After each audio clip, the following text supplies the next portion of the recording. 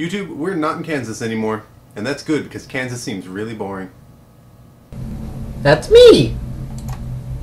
Today's review is for a movie called Oz, the Great and Powerful. This movie is in fact about a guy named Oz, but he is neither great nor powerful.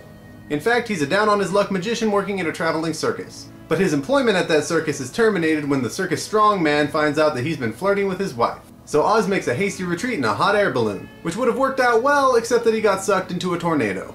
And we all know what happens when you get sucked into a twister. We get really disappointed. But when we get sucked into a tornado, we end up in the magical land of Oz. Quickly after landing, Oz meets a good witch named Theodora, who believes that Oz is actually a powerful wizard prophesied to overthrow the wicked witch that terrorizes their land. They reach the Emerald City where they meet Theodora's sister Evanora, who gives Oz the lowdown on how to defeat the wicked witch by destroying her wand. Okay, I admittedly was not a very big fan of this movie. Much like I'm not a really big fan of this black and white look. Hold on one second. Clap clap. Nah, that's much better. Anyway, there really just wasn't a lot of substance to this movie. And I would say that Oz the Great and Powerful captured a lot of the things that they had in the original movie. For instance, neither movie really has much of a story. The original movie's all about a girl walking down yellow sidewalk, making friends as she's trying to meet a wizard. This one's about a wizard walking down yellow sidewalk, making friends as he's trying to defeat a wicked witch. And then he finds out that witch isn't actually that wicked, and so he goes back on the yellow sidewalk to the big green city to defeat the actual wicked witch. So I guess you could say they have a couple more plot twists in the movie, and I kinda understand Theodora's motivation for becoming the Wicked Witch, but what I don't understand is how quickly she falls in love with him. Why is she getting so ridiculously devoted to this guy so quickly? Is it because he's gonna be the King of Oz? Or is it because he's a wizard? Because you're already kinda half ruling Oz with your sister Evanora. And if it's because he's a wizard, you can throw fireballs out of your hands and yet you're somehow impressed when he pulls some paper flowers out of his sleeve. And then she eventually gets turned wicked by her already wicked sister, who perplexed me too. Because I have no idea why she even bothered to try to conceal her wickedness. For the first part of the movie, she acts like she's the good witch and Glinda's the evil one. But when the truth gets revealed, no one in Oz really revolts against her. They show the crowd getting pissy with her at one point, but all of the guards still work for her. And if they're all witches, why is Glinda the only one that has to use a wand? And it's her weakness. The other witches don't even have to use wands. They just shoot that shit right out of their hands. Granted, they have their own weaknesses, like Evanora's necklace, and Theodora's weakness to water, which doesn't make sense in the first place. How scary can something be when it gets killed by a shower? And also, the water from your own body can burn your flesh? That water's already in you. Shouldn't you be disintegrating from the inside? Now, I would say that the most appealing part about this movie is the look of it. It's beautiful, it's colorful, it's visually striking. I also got to thinking with the visual grandeur of the movie and the relative lack of story, it kind of felt like I was watching one of those show-off videos that come when you buy a new NVIDIA graphics card. Like, watch, let me show you. This is a video from an NVIDIA graphics card.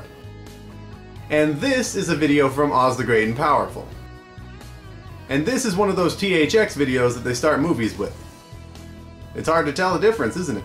But there were visual issues with the movie. One of them was that I thought Finley was not nearly adorable enough to be tolerable. I mean, everyone in the movie acted like he was supposed to be cute, but really I felt like the cuteness was all handled by the China girl. No, not that one. That one.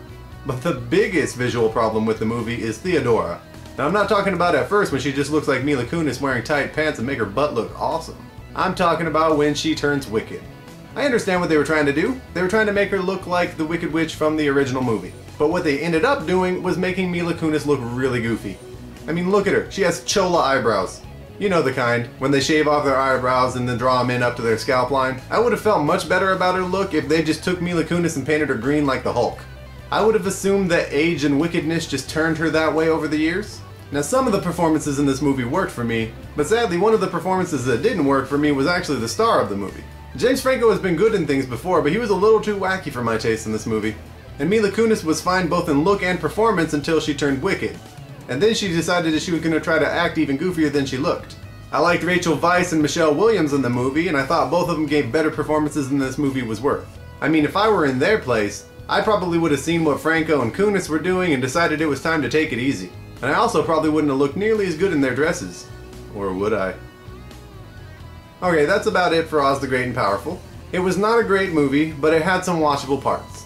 It took a cue from the original Wizard of Oz in having a super simplistic story, and also being a visual delight. And in the main cast, at least 50% of the performances were goofy and over the top. And so the movie just wound up feeling like a demo for a graphics card. But you know what? I like watching demo videos for graphic cards. I just don't recommend seeing them in theaters. So I would probably recommend waiting to rent it.